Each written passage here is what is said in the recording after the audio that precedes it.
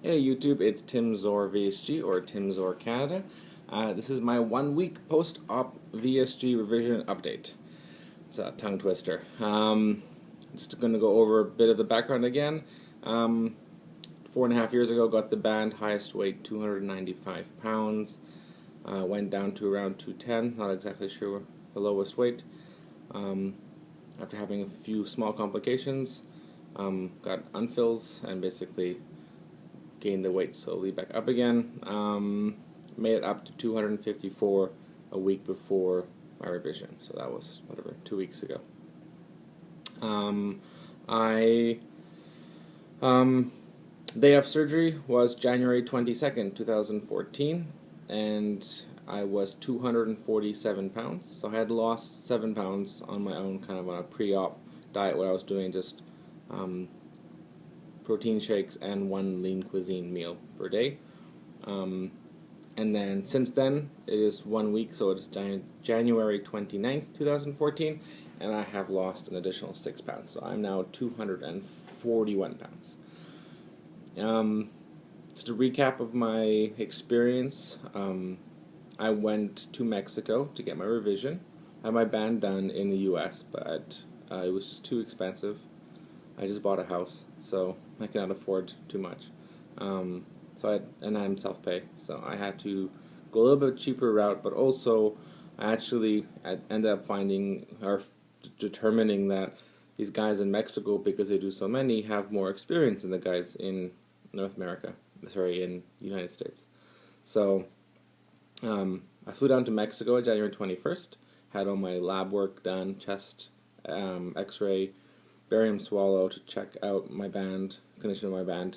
The internologist, or internal medicine specialist, whatever you want to call him, said that everything looked great, that he did not see any erosion, any other issues with the band. It was not quite the same angle, so most people's bands are going to be at around 45-degree angle. Mine was closer to almost perfectly vertical.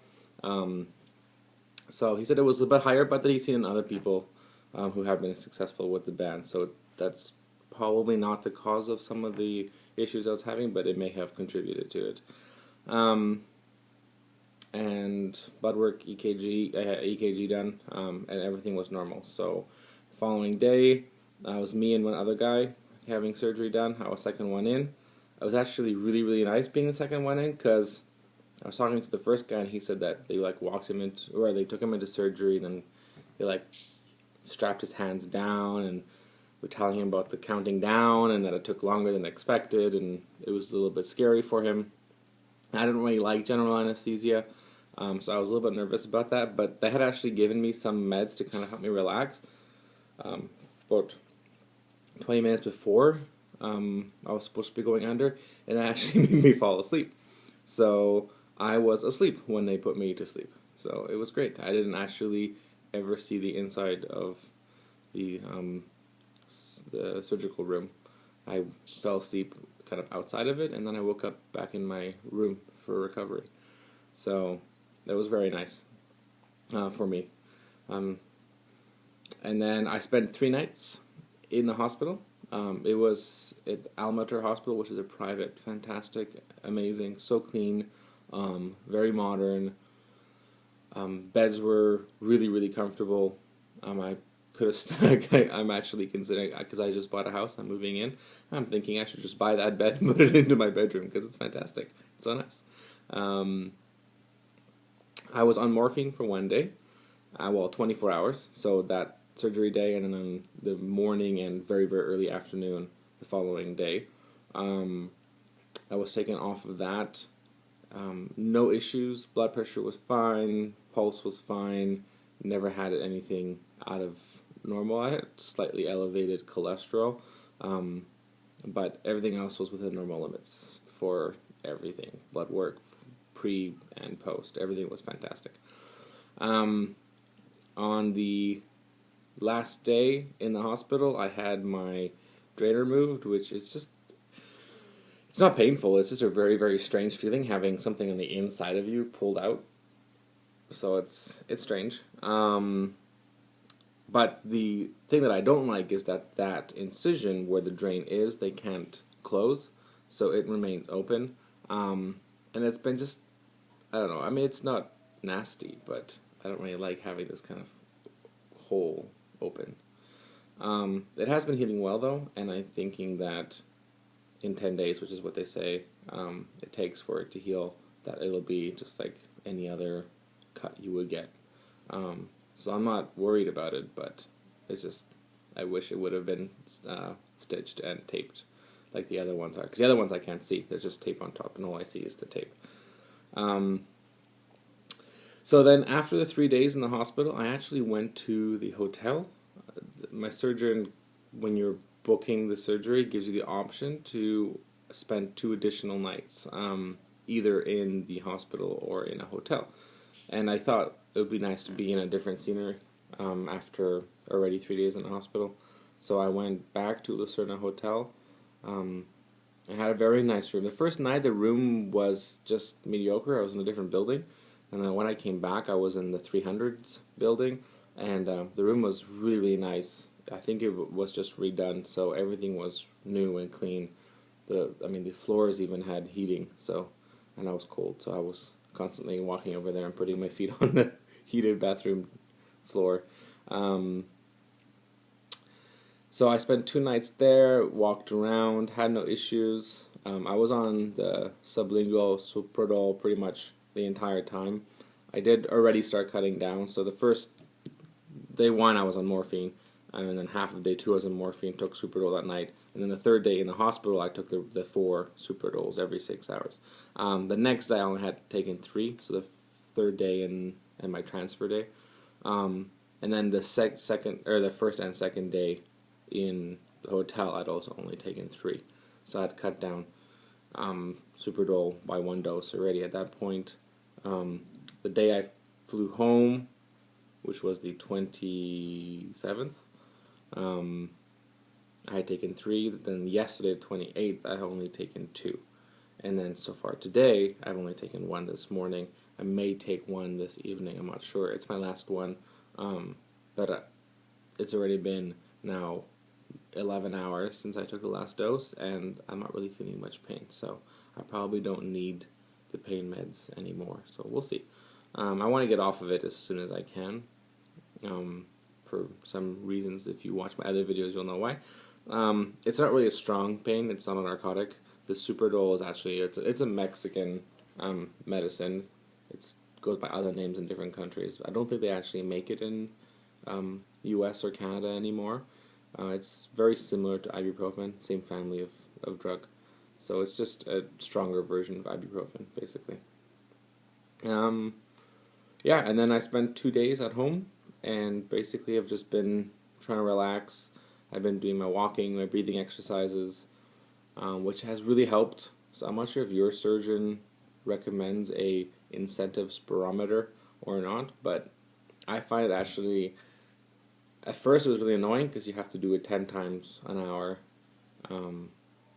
every hour that you're awake. So doing it was exhausting at first, and sometimes I just didn't want to really do it. But now I find that my strings are the strongest they've ever been in my entire life, which is really strange. I think everyone should be doing the incentive spirometer, but definitely for people post-surgery. So I can now get all 3 balls up right away, and I can do the entire inhalation with it, and it's nice to be able to feel like I'm breathing well and getting lots of oxygen. So I highly recommend that. So I've been doing that, and yeah, I've been, like I said, I just got a house, so I've been very excited. I've been checking out my new house. I just got to see it because I bought it while I was gone. So I was able to actually start planning out what I'm going to do with it. I'm remodeling, so new floor is going to be put in and stuff like that. So it's quite exciting. Yeah, so no pain, no issues. Everything's going great. Everything's healing well. Hunger-wise, I haven't really felt physical hunger. There have definitely been some head hunger. Like I was bringing some McDonald's to my dad, who was at my house doing some plastering, and the smell of it just really made me hungry. I was hoping it wouldn't affect me, that I could just put it away, because it's been already now, 10 days since I've had a real meal. Um, but unfortunately, it's still triggered, and I really, really wanted some, but I didn't have any, so I'm very proud of myself for that.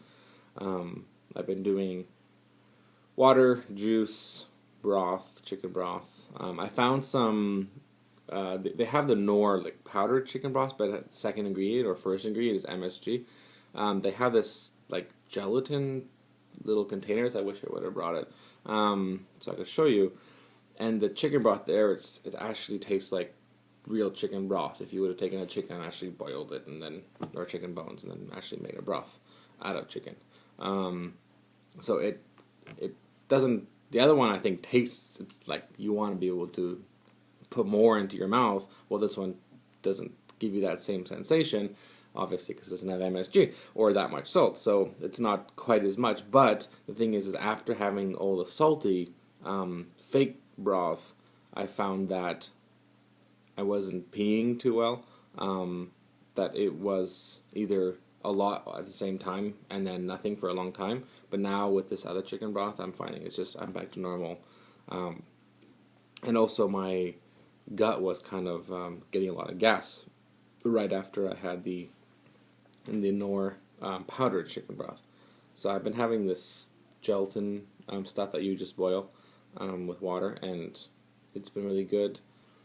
So yeah, water, juice, broth, Crystal Light, and then ISO Pure type protein is actually just a different protein isolate, a whey protein isolate. It's the same ingredients as ISO Pure basically, but this stuff is a little less nasty, because ISO Pure I found I could not get down. It is also it's a almost clear. You can see through it, but it's much more like cloudy than the ISO Pure. It's not completely see through, but it is completely liquid. There is no consistency. There's no thickness whatsoever. It's like drinking water. And I found it actually at Target. They opened up the first Target in Canada ever here in my city. So yay! So I went to Target and I found that stuff there, and it was great. And it's 20 grams per serving, so I've been having about 2 of those a day. I can't get more than that. Then it's too much liquid. Trying to get just one soup, it's been difficult. I have started on my multivitamins, so I got chewable multivitamins, liquid calcium, zinc lozenges, and B complex, complete B complex, liquid form. So I've been doing that every day. Which is what my doctor recommended. So that's what I've been doing. This morning I had those 4 doses by 4 vitamins, and I felt full. It was like, great. Now I can't even eat anything. Oh, I've also been having Jell-O. Right, one more thing. So I bought Jell-O, and then it's supposed to be 4 cups of boiling water.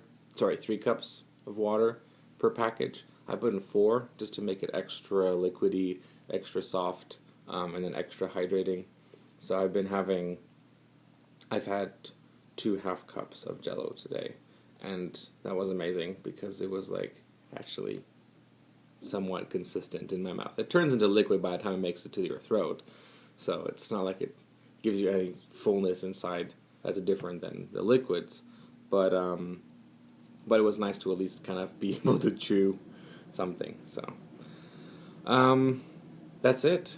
I am so happy. The